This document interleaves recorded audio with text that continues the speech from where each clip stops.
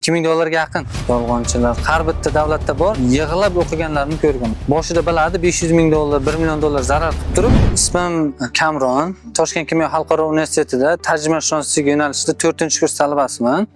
Hozirgi kunda Abu Sahiy kabel ishlab chiqarish korxonasida ishlayman.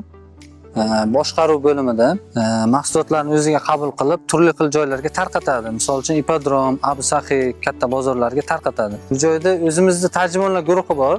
Tarjimonlar guruhiga e'lon tashlanganda, o'sha e'longa qarab telefonlashib kelib, suhbatdan o'tdim va kelib shu ishlayapman. Talabalar ish topish uchun ko'proq amaliyot qilish kerak deb o'ylayman. Biz asosan adabiy o'rganamiz, badiiy o'rganamiz, xitoy tilini o'rganayotganda. Lekin amaliyotga chiqqanda xitoyliklar o'zini shevasida gapiradi. O'zini shevasida gapirganning hisobiga tushunmay qolishi mumkin talaba. Shuning uchun ko'proq amaliyot qilsa, ko'proq bilimga ega bo'ladi. Men o'zimga ham bog'lanishsa bo'ladi. Juda ko'p tarjimonlar so'rashadi. Mana yaqinda Sirdaryo viloyatida katta kompaniya 7 ta tarjimon so'radi. Mutaxassis kam lekin o'zimizda hozircha. Albatta juda katta yordam bergan Toshkent kimyo xalqaro universitetidan juda kerakli bilimlarni olganman. O'sha ustozlarimiz, xitoylik mutaxassislar bilim bergan bizga.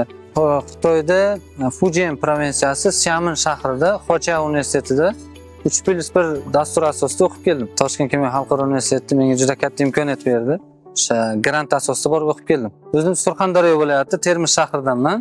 Oilada 6 tamiz, 2 ta ukam, 1 ta singlim, shu ota-onam. Birinchi ishga kirganimda bu yerda ham Xunandan bular. Xunan provinsiyasidan bularda o'zining shevasi bor. Ba'zida qiyinchiliklar bo'ldi. Shu bir oycha vaqt ketdi, ular shevasiga, gaplashishiga, madaniyatiga moslashishga vaqt ketdi. Hamma narsani o'z vaqtida qiladi. Ovqatlanish deysizmi, ish deysizmi, hamma narsa o'z vaqtida bo'ladi, juda mehnatkash bo'ladi. Gaplashib o'tirmaydi, dangasalik qilmaydi. vaqtida bo'ladi hamma narsa.我们的智达同学在这边呢表现得非常 OK， 然后呢，希望以后能够更加用心的学习，然后能够在电缆行业能够做得更好。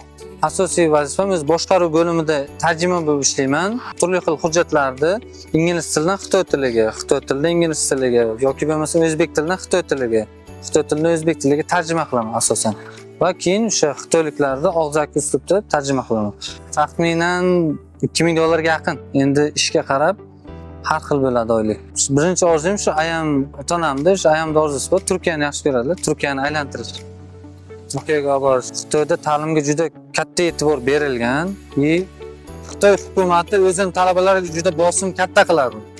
Juda bosimi katta va juda qattiq o'qiydi. Ko'rganman, o'sha Xitoyda o'qigan vaqtimda yig'lab o'qiganlarni ko'rganman. Ko'chada kitob, avtobusda deysizmi, metroda deysizmi, yotib olib o'qiydi ular. Biznikilarga qaraganda ularda qat'iyat kuchli, qat'iyat bilan o'qiydi.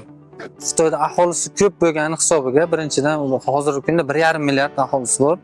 Uncha aholiga ish topib berish qiyin. Shuning hisobiga ularda raqobat kuchli bo'lgani hisobiga kuchliroq o'qiydi deb o'ylayman. Raqobat bor. Bizda O'zbekistonda raqobat kam, endi ko'p kishi bir-biri bilan raqobat qilmaydi. Raqobat deganda bir-birini ko'ra olmaslik deb o'ylaydi ular. Yo'q, lekin raqobat bo'lsa odam o'sadi. Bor, raqobat bor. Mana shu Uyg'urlar tarjimonlar bor. O'zimizning katta tarjimonimiz bor, Farhod aka degan. Ular yaxshi tarjimonlar, tajribasi bor demoqchiman. 10 yillik, 15 yildan beri xitoylar bilan ishlaydi. Menda endi 3 yil, 4 yil bo'lib qoldi tarjimonlik qilayotganimga. Xudo xolasa endi oila qurish niyatim bor. Keyingi yillarga ko'nglim bo'lsa bo'ldi. Birinchidan o'zim sohamda bo'lsa ham yaxshiroq. O'zim sohamda bo'lsa tushunadi-da, xitoy tili, ingliz tili, tarjimonchilik. Lekin xitoylar bilan ishlaganda juda ko'p vaqt ketadi, faqat ish bilan bo'ladi. Tushuna olish uchun-da. Ularda xitoylarda biznes muvaffaqiyati paplanib bo'ladi ularda. Hamma narsa reja bilan bo'ladi. Misol uchun, bu yil zararda bo'laman, keyingi yil zararda ham bo'lmayman, foydada ham bo'lmayman. 3-yil aniq foydada bo'laman degan narsa bo'ladi ular. Plan rejalashtirilgan bo'ladi. Boshida biladi $500 ming, $1 million zarar qilib turib, keyinchalik o'sha foydaga chiqishini biladi. Hujjati bo'ladi, hamma narsani o'zi chizib yozgan bo'ladi. Bizda o'zbeklardan farqi shunaqa. Bizda O'zbekistonda o'zimda yaqinlarim ham biznesmen. Ularda reja bo'ladi, lekin rejaning oxiri yo'q. Shuning uchun 10 yil, 15 yilda natija chiqadi ularda. Shuni hisobiga.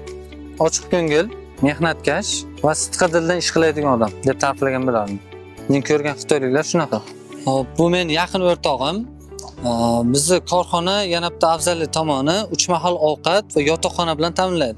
Bu do'stim bilan bitta yotoqxonada turamiz.我觉得智达它很好，它在工作方面和生活方面都特别的优秀，而且它在人际交往的方面，它处理的非常的圆滑。 Mana men shu yerda ishlayman. Bu komandam. Bu yoq kishim xarid bo'yicha mutaxassis. Bu yoq kishim ismlari Alfira, bo'lim boshlig'i. Hop, ishlarim ko'proq. Sizlarga omad tilayman va hozir kuzatib qo'yaman. Talabalar hammasiga omad. Xitoy tilini o'rganayotganda yaxshiroq o'qishni tilab qolaman.